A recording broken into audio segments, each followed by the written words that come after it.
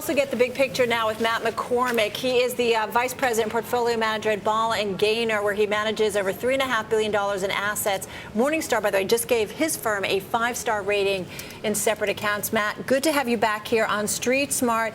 What do you make of the trade as of late? I know we get sick of saying it. It's light volume here. Feels like no conviction. What are we kind of waiting here for? Is it the earnings, which officially kick off in a few seconds from now? I agree with Andrew that the market is looking for direction, and particularly with commodities in the economy and whether or not QE2 will end.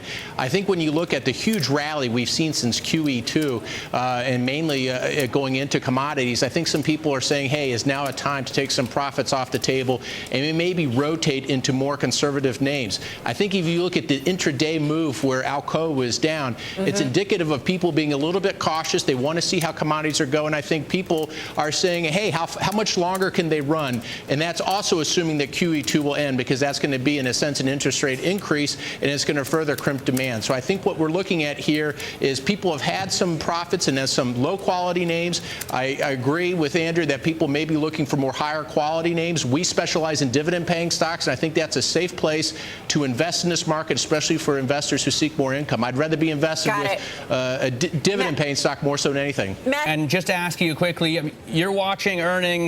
What do you think about missing on the revenue side? Because the past couple of quarters, the revenue has been really the key metric to look at, not the EPS, which a lot of people feel is slightly massageable, let's say. What do you think about the revenue in this earnings season? I don't think the market's going to like it. I think they wanted to see stronger revenue growth. I think they wanted to see probably a stronger outlook. Again, they're going to be looking for some input into the future, and right now, if Alcoa is struggling, it is indicative to other commodity-based companies that may have more struggles. And I think if Alcoa suffers on revenues, the logic is others will suffer. And I think people are going to be a little bit more conservative, and they're going to look for more consistent earning or companies with more consistent earnings. Andrew, what do you think? Andrew, what do you think about this? I mean, I realize you said it's the smallest Dow component. You don't think it's quite as key as J.P. Morgan, Google, Bank of America coming out later in the week, but missing on the revenue side for the past couple of earnings seasons has been kind of a no-no. Yeah, I mean, I totally agree with Matt. You know, Alcoa's, beat on 9 straight quarters. On the bottom line, they beat by a penny. Revenues came in light.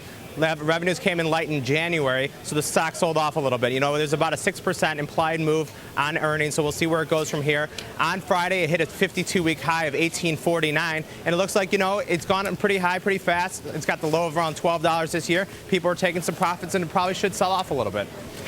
Matt, in terms of earnings overall, I mean, it's obviously we're just getting underway here. I mean, the earnings comparisons, are they not going to be as easy as they've been over the last few quarters? I think it's going to be a very difficult and choppy quarter. Investors forget that we suffered through a series of black swans this quarter, whether it be Tunisia, Egypt, Libya, Japan. There are so many body blows that the market withstood, as well as the worst winter in 15 years. And so I think there's going to be a lot of pressure on earnings.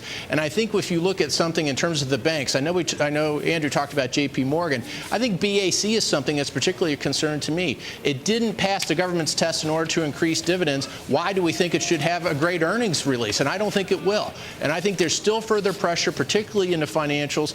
I think it behooves investors to be a little bit cautious. If they have outsized gains in speculative or low-quality stocks, I take some profits in here. Matt, we have to leave it there. Matt McCormick from Bahl Gaynor and Andrew Keene out there at the CBOE. Guys, thank you so much. We want